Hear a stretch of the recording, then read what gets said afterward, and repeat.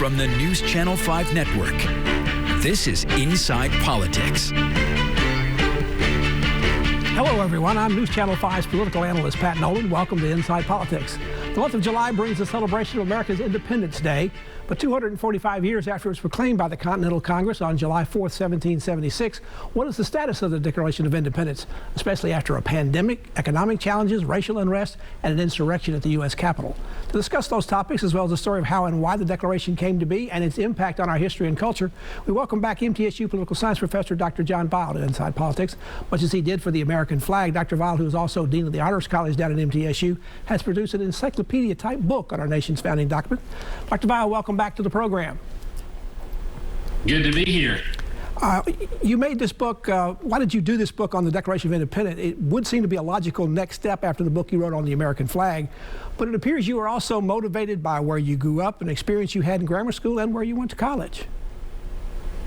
Absolutely. I went to William and Mary, where Mr. Jefferson attended, and then I went to University of Virginia, which he founded, and which he lists on his tombstone, along with writing the Virginia Statute for Religious Freedom and the Declaration of Independence. I'm very interested in founding documents, and I did a 2-volume encyclopedia on the Constitutional Convention of 1787, and it was just sort of logical to move from there to the Declaration. You say there's a real need for a book like this, particularly after just a few years ago, a national news organization tweeted out portions of the Declaration of Independence, and people responded calling it spam and trash and propaganda. That's a little frightening. It is, and you know, there are similar surveys that you'll see from time to time where people will take one or more of the provisions of the Bill of Rights and ask people their thoughts on them, and they'll have the same kind of reaction. Civic education is always important, and you know, the framers, American framers, talked about civic virtue, and a lot of that was, you know, if we're in representative government, then we need to know what's going on around us, and we need to keep track of things. You say the Declaration of Independence is America's birth certificate. What do you mean?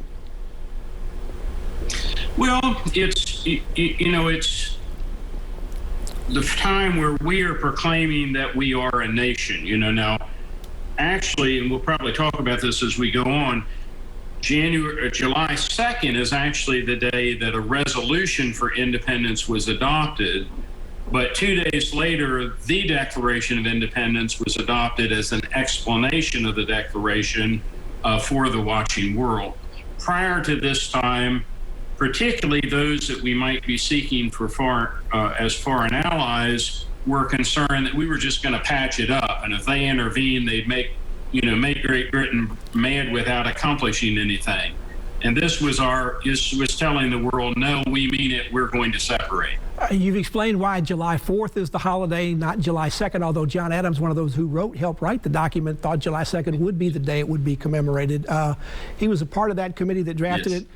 It happened pretty quickly. Did the Congress feel some need to act quickly about proclaiming their independence, perhaps for some of these foreign alliances they'd like to get? Well, it was relatively quickly between the resolution that Richard Henry Lee introduced in June and the Declaration. But remember, fighting had